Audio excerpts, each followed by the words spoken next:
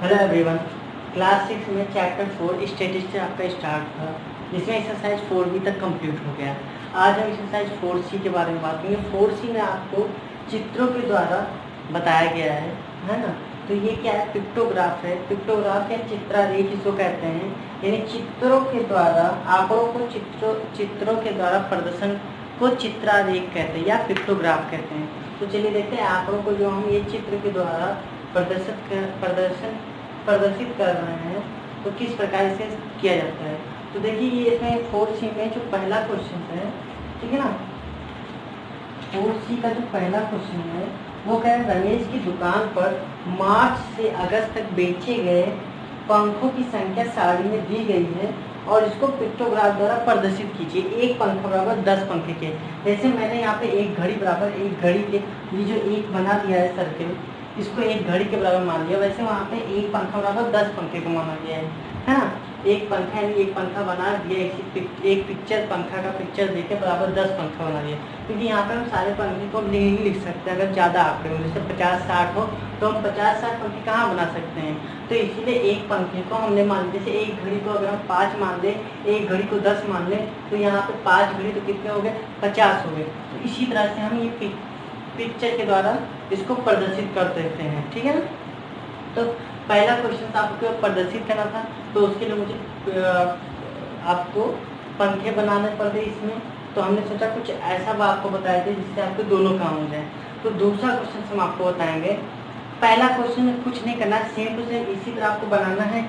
यहाँ पे एक पंखा बना देना और बराबर 10 पंखे के लिख देना, और जितने पंखे दिए होंगे उतने आपको यहाँ पे फिगर बना देना। तो वो आप खुद करिएगा, ठीक है। दूसरा क्वेश्चन देखिए क्या कह रहा है कि किसी सप्ताह के विभिन्न दिनों में बेची गई घड़ियों की संख्या नीचे दर्शाई गई। मतलब जैसे सोमवार से लेकर रविवार तक तो दुकान खुली रहती है, तो उस समय हमने कितनी घड़ियां बेची वो दिया गया है, ठीक है। तो यहाँ पे क्या दिया कि एक जो घड़ी बनाया गया वो एक घड़ी के बराबर है, ठीक है। तो यहाँ पे दिया गया है कि सोमवार के दिन आपने कितनी घड़ी बेची? तो 5 घड़ी बेची। 1 2 3 4 5 6 सॉरी 6 घड़ी बेची, ठीक है ना। 6 घड़ी बेची। इसी तरह मंगलवार को 6 2 8 घड़ी बेची। बुधवार को 4 बेची। बृहस्पतिवार को 5 बेची। शुक्रवार को 8 घड़ी बेची। शनिवार को 4 बेची और रविवार को 9 घड़ी बेची। तो ये मैंने पहले से ही बना दिया सारणी, ठीक है, क्योंकि इसको बनाने में थोड़ा सा समय लगा। जो कि लाइट बनाते तो शायद आपका काफी टाइम बर्बाद हो जाता, तो इसलिए मैंने इसको पहले से बना के रखा है। ये आपकी बुक में भी बना हुआ है, देख लीजिएगा। हमें क्या करना है, हमें इस सारणी को देखकर आंसर देना है। तो पहले वाले क्वेश्चन में केवल आपको सारणी बनाना है, दूसरे वाले क्वेश्चन में आपको आंसर भी देना है। तो आंसर क्या देना? चलिए आंसर देख लेते हैं क्या देना है। क्या? चित्रारेख को देखकर निम्नलिखित प्रश्नों के उत्तर दीजिए। यानी ये हमें देखना है और इसके आधार पर जो प्रश्न दिए वो हमें बताना है। तो पहला क्वेश्चन आपका जो कह रहा है किस दिन बेची गई घड़ियों की संख्या अधिकतम है, ठीक है। तो मैं आंसर यहाँ पे लिख दे रहा हूँ। पहले क्वेश्चन का आंसर है, ठीक है, आंसर यहाँ पे है। पहले क्वेश्चन का आंसर है कि किस दिन सबसे ज्यादा घड़ी बेची गई है ना।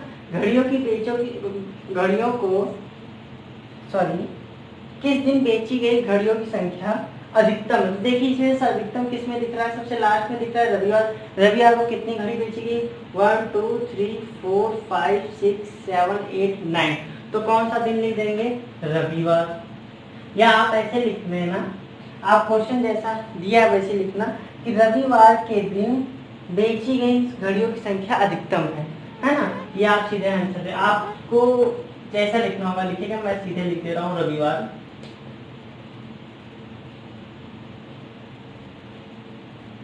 पहले क्वेश्चन का आंसर आपका रविवार होगा। आप लिख देना रविवार के दिन बेची गई घड़ियों की संख्या अधिकतम है। दूसरा क्वेश्चन क्या है? मंगलवार को कितनी घड़ियां बेची गई? तो मंगलवार को देखिए 1 2 3 4 5 6 7 8। तो मंगलवार को 8 घड़ियां बेची गई। कितनी बेची गई? 8 घड़ियां, ठीक है ना। तीसरा क्वेश्चन देख लीजिए। पूरे सप्ताह में कुल कितनी घड़ियां बेची गई? तो पूरे सप्ताह में मतलब ये 7 दिन कितनी घड़ियां बेची गई, तो हम ऐड कर लेते हैं।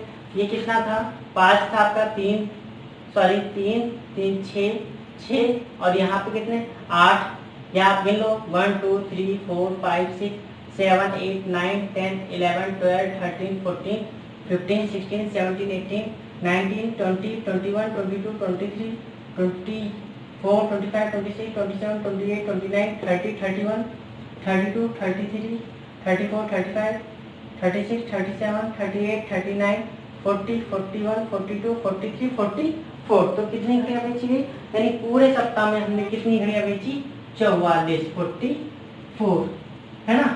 चौथा क्वेश्चन देख लीजिए, यदि एक घड़ी 200 रुपए में बेची गई तो रविवार में कुल कितने रुपए की बिक्री हुई। अच्छा, एक घड़ी 200 रुपए में बेची गई है ना, तो एक घड़ी का मूल्य बराबर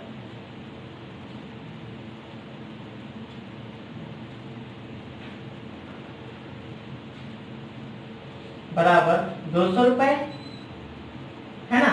तो रविवार के दिन कितनी घड़ी बेची गई थी, 9, तो 9 घड़ी का मूल्य बराबर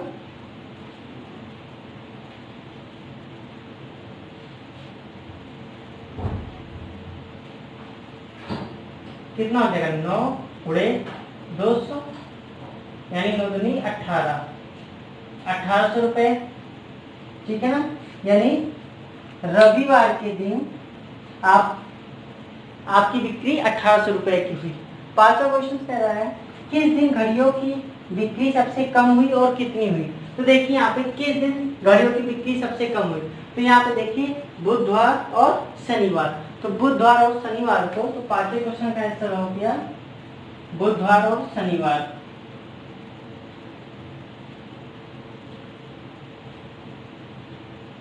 बुधवार व शनिवार, शनिवार को 4 घड़ी की बिक्री हुई, ठीक है ना।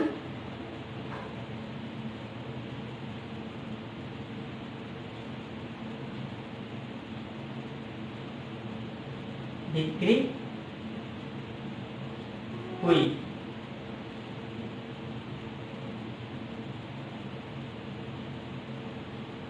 ठीक है। ये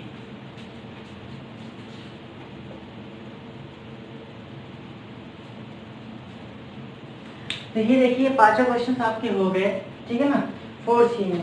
अब इसी तरह आप इसके बाकी क्वेश्चन करिएगा, पिक्चर दिया होगा, आंसर पूछा, मतलब ये साड़ी दी हुई आंसर पूछा होगा, या आपको दिया होगा कुछ साड़ी दी गई होगी जिससे आपको ये पिक्टोग्राफ के द्वारा प्रदर्शित करना होगा, तो आप वो कर लीजिएगा, ठीक है। तो ये एक क्वेश्चन मैंने बता दिया, बाकी क्वेश्चन आप खुद करिएगा, ठीक है।